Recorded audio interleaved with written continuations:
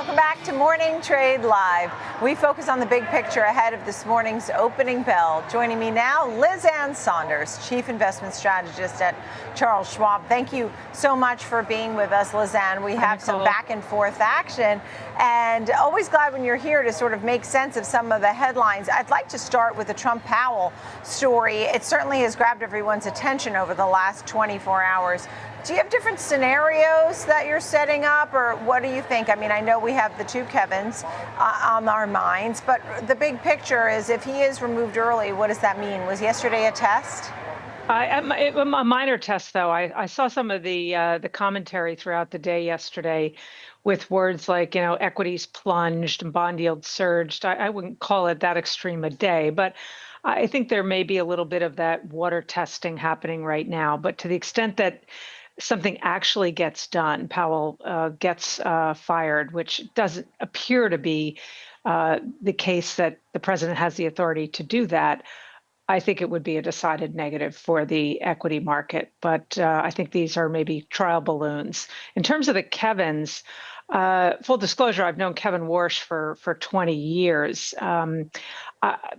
Maybe not because maybe I'm biased because I know Kevin, but I think the market would probably look a little bit more favorably at Kevin Warsh versus Kevin Hassett, just because Hassett is inside Trump's inner circle. The last thing I'd say, though, is it's the Federal Open Market Committee, not the Federal Open Market chairperson.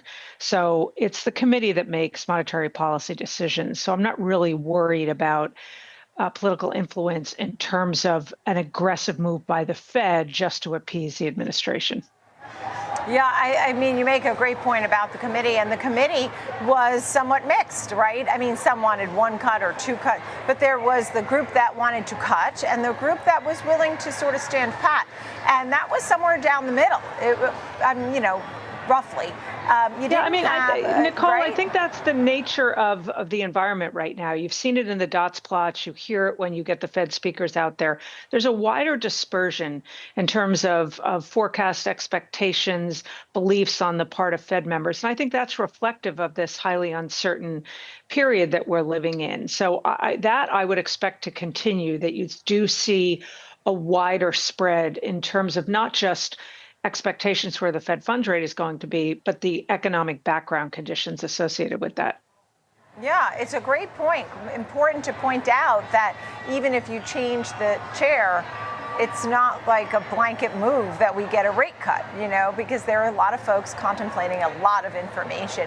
Let's get to inflation. You've been combing through the recent numbers, digging in. Tell me a little bit about that. You're not really seeing much at the headline level, but under the surface, you are seeing a start to tariff-related impacts. If you looked at both the CPI and the PPI, anything tied to what's being tariffed, imported goods, that's where you saw the most significant upside pressure. It's a lot of areas that matter to the consumer, like apparel and appliances and toys and recreational goods. It's been offset by what I think is a short-term move down in vehicle prices. I think that's set to turn back higher. But also you've had this downward offset on the part of the shelter components, particularly in a metric like the CPI. You probably don't have a similar amount of downside coming there, so you may start to lose some of those beneficial offsets. But I do think the inflation data is really important to look below the surface of the headline so you can start to pick out what the tariff-related impact is. I saw you provided a list here. You talked about apparel, toys, furniture, building materials, and appliances, so people have a better understanding of some of the things that we'll be watching more closely. When we look at the bond market, and I thought yesterday, right, we didn't see equities, plummet and bonds surge or something. I mean, it certainly wasn't like Liberation Day. I mean, it's different. It was a little more muted. However, the bond market is something to always watch, and we are watching bond yields that have been creeping higher. What's happening there? Does it tell us a story?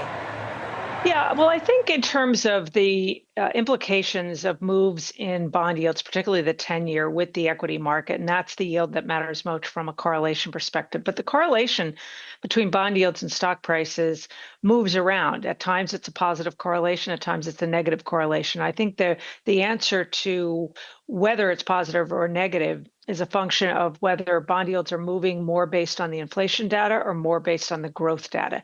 When bond yields are more tied to inflation, i.e. a bond yields moving up because inflation going up, that's when you tend to see that negative correlation with the equity market.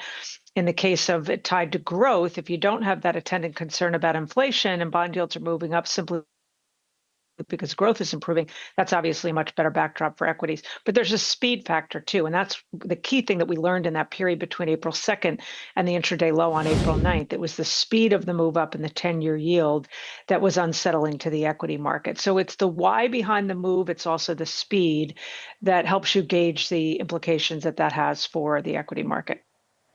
Let's talk about the market becoming more K-shaped. Tell us about that. Yeah, and I think that applies to the economy too. Many might remember that K analogy used quite a bit during the early part of COVID when you had a lot of haves and have-nots. I think that's the case now in the economy. Upper income folks doing better, lower income folks starting to get squeezed, and same thing within the market. It's sort of a AI, anti-AI. And I mean that more broadly, not just the obvious direct individual stock players within the AI space, but any area that is seen as being a beneficiary of the capital spending side of things that continues to just plow ahead in anything AI related. So you've also got that bifurcation happening in long-term investments in CapEx. We know companies have been somewhat cautious with regard to CapEx spend, given the uncertainty with regard to economic policy, particularly trade, but we're not seeing a big change in that spend planning for it and actual spend on the AI side of things. So another area where you see that bifurcation.